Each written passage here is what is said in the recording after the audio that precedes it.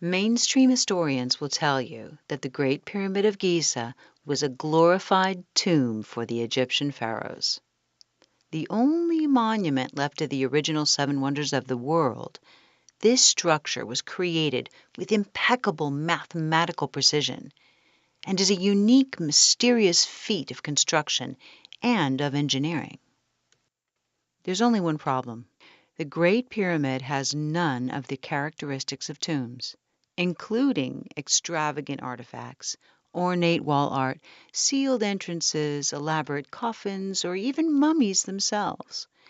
It was, however, built with unique materials, the same materials that are used today for electrical conductivity. These facts are leading more and more historians to believe the pyramids may have had a far more useful purpose. The Pyramid of Giza was not at all a tomb, but a power plant, generating and transmitting electricity to the civilization surrounding it. Impossible? Join the universe inside you for a closer look.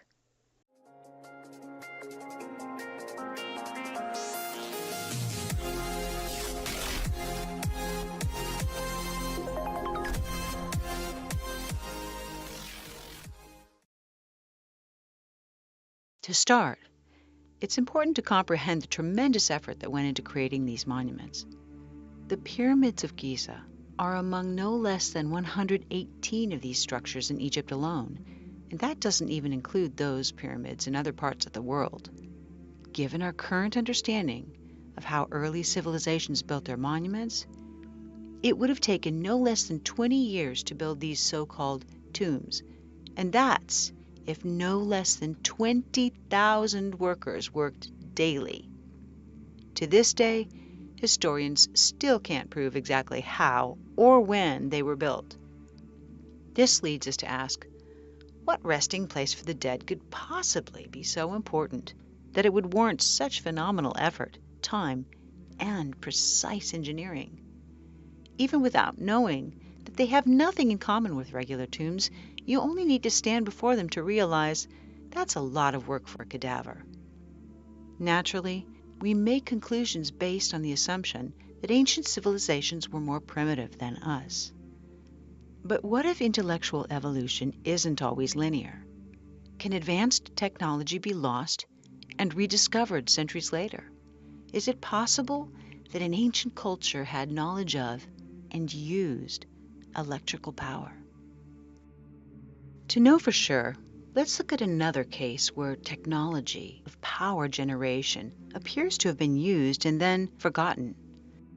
We know Edison and Tesla brought electricity into common use moving into the 20th century.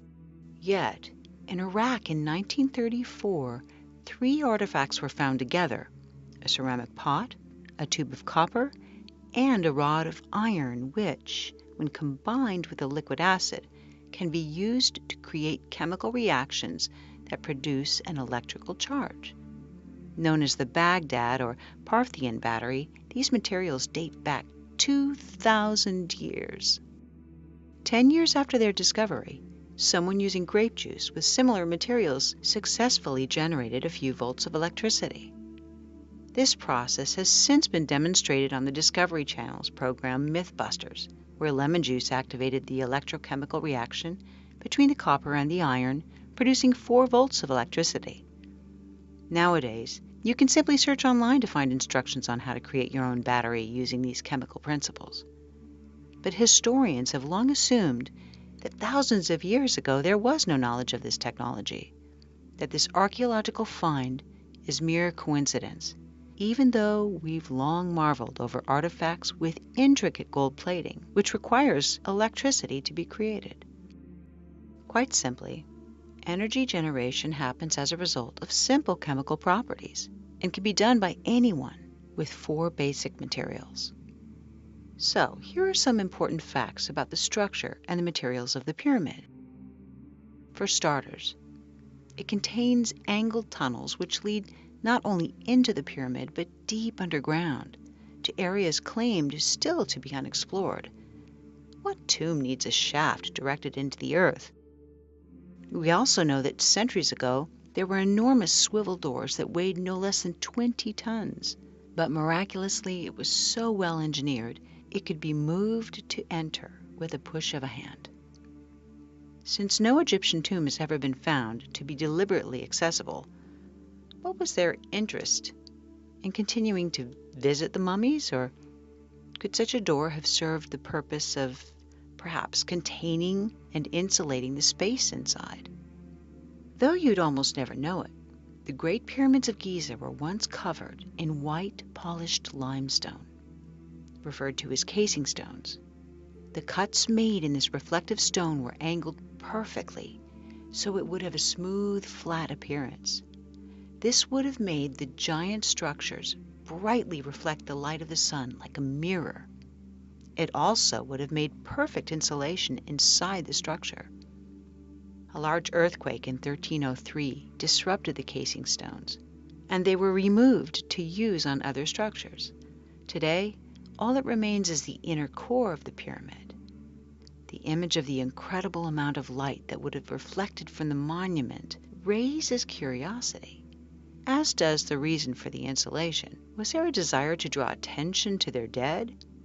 To keep mummies warm or cool, or perhaps something else? Next, the material, dolomite, was used on the inner surfaces. Dolomite is known to increase electrical conductivity directly relative to the amount of pressure on it. High pressure creates more electrical current. Next, lining the passageways and underground tunnels of the pyramids is granite, which is slightly radioactive. Granite contains high amounts of quartz crystal with metal, and it's a well-known conductor of piezoelectricity. Piezoelectricity occurs as a result of stress or pressure on the quartz, as demonstrated by the wristwatches, which can be charged simply by rapidly shaking them. This granite actually ionizes the air inside the pyramid, creating a chemical reaction which, again, increases the conductivity of electricity. When such electrons are given the chance to bypass sections of rock via metal wire, quite large currents can flow. Another important material used to construct them is the mysterious mortar, 500,000 tons of it, which holds the giant stones in place. Though it's been analyzed many times, modern technology has yet to exactly recreate this gypsum, which comes from sediment. This gypsum can withstand tremendous pressure and astoundingly is even stronger than the stones themselves. Clearly, it's contributed to keeping the monument intact for thousands of years. But could there be another reason why they used a material which could withstand such high pressure? So, limestone, dolomite, granite, supposedly constructed for a tomb, are, in fact, analogous to the exact materials we use to make electrical wires. They also share a relationship with pressure, which increases their electroconductivity. Just northwest of the Great Pyramid is the Serapeum. Here there are 20 huge granite boxes, each weighing 100 tons. Classic Egyptologists say these are coffins. Yet, the granite here came from 500 miles away, and each box is so large and so heavy that there's no possible way it could fit through the existing tunnels and entrances.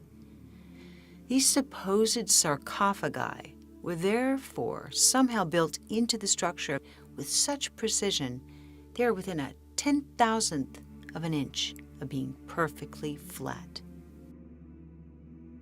In the meantime, any electrical engineer will explain that a container serving as an energy capacitor or battery must be made entirely of the same substance, so there's no interruption in the magnetic field. Could these boxes be just that? If so, there's a centuries-old granite sarcophagus on display in an Egyptian museum that's thought to be unfinished. Unlike those in the pyramids, this one's cracked, suggesting that perhaps it wasn't unfinished, but simply abandoned, because the crack which occurred would have interrupted the magnetic field, permitting it from successfully serving its purpose. So there is clear evidence to support the possibility of an electrical use. Since these supposed sarcophagi are clearly way too large for a human being, the accepted theory is that they were, yes, believe this, bull coffins for the pharaoh's prized bulls. Makes you wonder who came up with the bull coffin theory. To add to the mystery, in 1993, a mysterious and inaccessible room was discovered after remaining hidden for thousands of years. Appearing to have deliberately been concealed by the structure's engineers, the room came to be called the Queen's Chamber and was finally explored in 2011 with a small remote camera to reveal a long-lost mummy? Hardly. It contained carefully crafted copper wire, and more importantly, there were instructions painted as symbols onto the floor, which appeared to show a clear wiring diagram. Look at any battery, from those used in large power plants to the smallest pellet batteries in wristwatches, and you'll see that they require a metal, such as copper, to create the chemical reaction known as potential difference. You can run an electric current through copper wire, and the coil will produce a short-range magnetic field. Add a second coil, and the power is transferred from one coil to the other. A windowless room with copper wirings could create a higher potential on one wall, which transfers energy to the lower potential on the other wall, consequentially releasing electromagnetic energy into the confined space of the so-called Queen's Chamber. Sadly, these wires have since disappeared entirely, and mainstream Egyptologists claim there's no functionality whatsoever to this room, as they also claim there's no functionality of anything in this structure beyond the ways it serves as a tomb. Good place to note, however, that the foremost Egyptologist, Zahi Hawass, was indicted for theft of Egyptian antiquities. It could still be argued that the electrical materials used to construct the Great Pyramid are simply coincidental, because an energy generator still requires a catalyst from another source. Perhaps then this explains why the pyramids are geographically located over a powerful natural generator, underground rivers and aquifers. Physioelectricity could be harnessed from the power of the current as the water flows, and it has been proven that thousands of years ago the Nile River passed directly by where the structures now stand. Of course, this brings in a debate about the age of the pyramids themselves, along with the weathering on the nearby Sphinx, indicating that the monuments are actually double the age they're currently assumed to be. Perhaps that would explain why there's no mention of the pyramids or their creation in any of the Egyptian writings.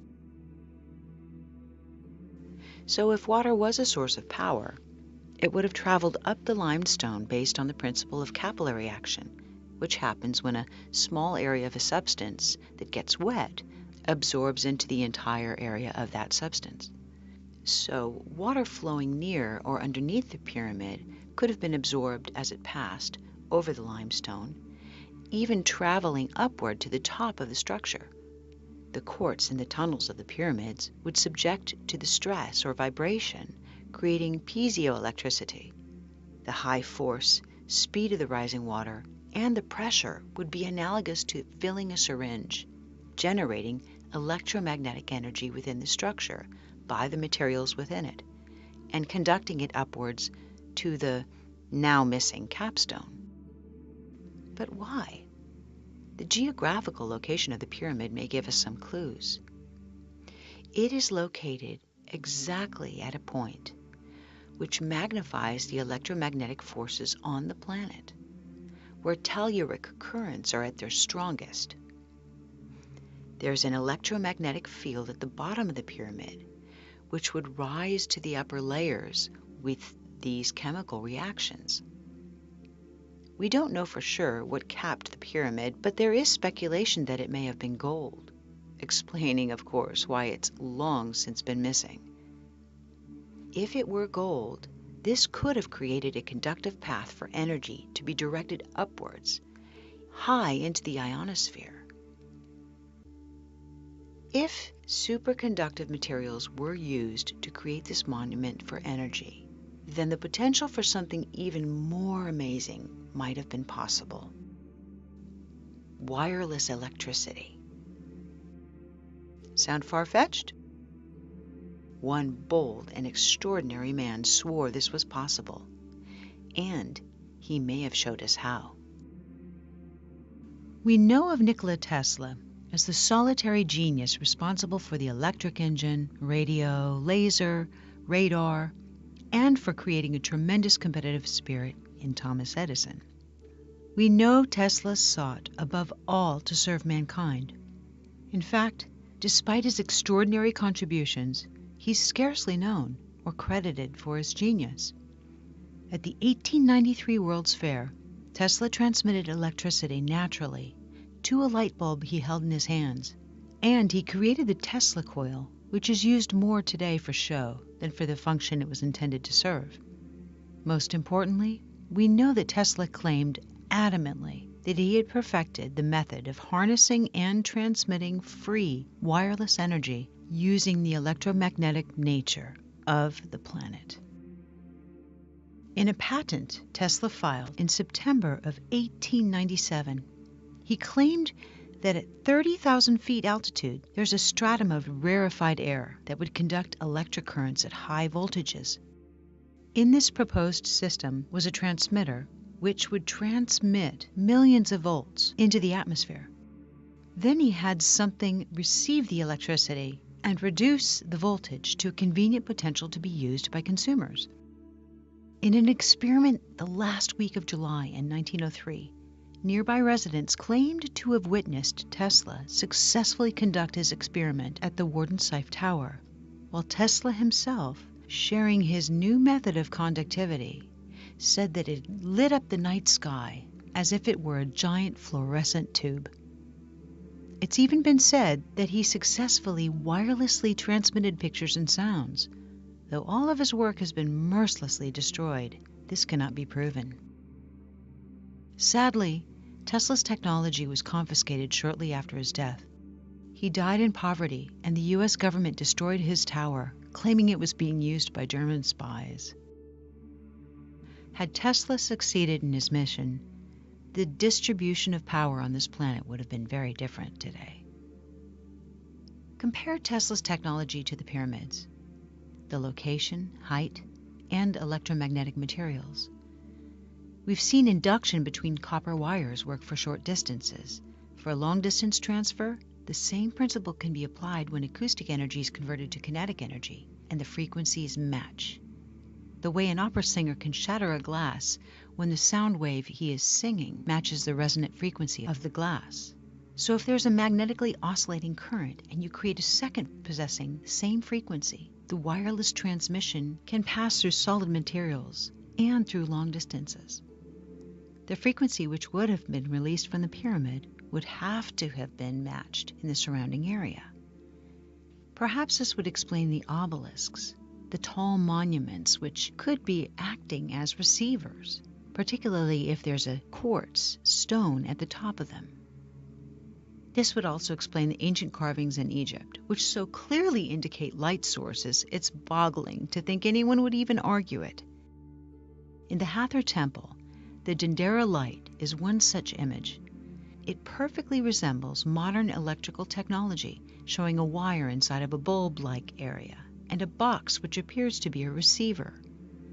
Across from this carving is a similar image, but the system appears to be falling into the hands of a reptilian-looking being, as though it's a warning of the potential to abuse this technology.